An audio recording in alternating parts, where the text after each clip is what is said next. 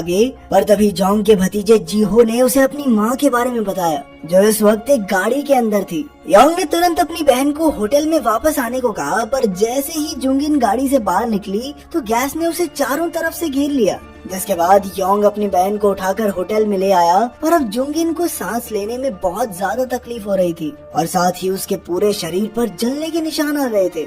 उधर जैसे ही यूई और योंग ने खिड़की की तरफ देखा तो वो समझ गए कि गैस धीरे धीरे ऊपर की तरफ बढ़ रही थी। इसलिए योंग ने सभी लोगों को छत पर जाने को कहा, लेकिन शुरुआत में किसी को भी उसकी बात पर यकीन नहीं था। पर तभी उन सबके फोन में एक मैसेज आया जिसमें उन्हें छत पर चढ़ने के लिए कहा गया था। जिसके बाद सभी लोग होटल की छत की तरफ भागने लगे, पर वहां पहुंचकर उन्होंने देखा कि छत का दरवाजा तो बंद है और उसकी चाबी रखी है पहले फ्लोर पे और फर्स्ट फ्लोर तो अब पूरी तरह गैस से भर चुका था। तभी यूई ने कहा कि दरवाजे की दूसरी चाबी भी होगी भाई, जाकर सभी कमरों में ढूंढो, कहीं ना कहीं तो मिल ही जाएगी। और इसी तरह चाबी ढूंढते हुए एक कमरे में उनकी नजर न्यूज चैनल पर पड़ी, जहां से उन्हें पता चला कि ये गैस बहुत ही ज्यादा खतरनाक है और अभी तक किसी के पास भी इसका कोई इलाज नहीं था। पर वहीं एक अच्छे मास्क का इस्तेमाल करके 15 मिनट के लिए खुद को बचाया जा सकता है। दूसरी तरफ सरकार ज्यादा से ज्यादा लोगों को बचाने के लिए हेलीकॉप्टर की मदद से रेस्क्यू ऑपरेशन चला रही थी। न्यूज सुनते ही सभी लोग चाबी के साथ साथ मास्क भी ढूंढने लगे।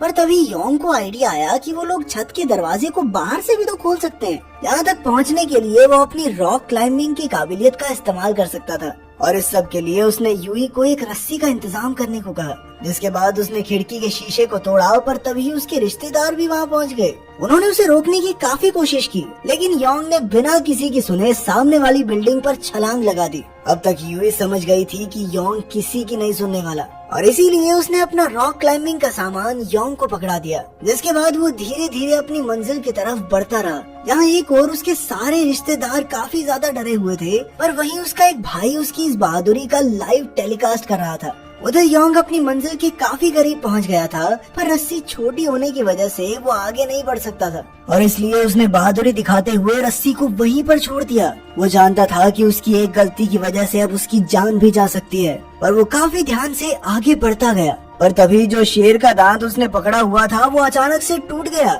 जिस वजह से योंग नीचे गिरने ही वाला था। पर तभी वो खुद को संभालते हुए आखिरकार छत पर चढ़ ही गया। जिसके बाद उसने दरवाजा खोलकर अपने सभी रिश्तेदारों को ऊपर बुला लिया। अब उनका काम था हेलीकॉप्टर का ध्यान अपनी तरफ खींचना, पर उनकी लाख कोशिशों के बाद भी पायलट की नजर उन पर नहीं पड़ी। तभी यूई को एक आइडिया आया और उसने सभी को अपने फोन की लाइट निकालकर आसमान की तरफ मदद का इशारा करने को कहा। दूसरी तरफ पुलिस ने इस गैस को छोड़ने वाले आदमी को पकड़ लिया था। असल में वो आदमी एक बायोटेक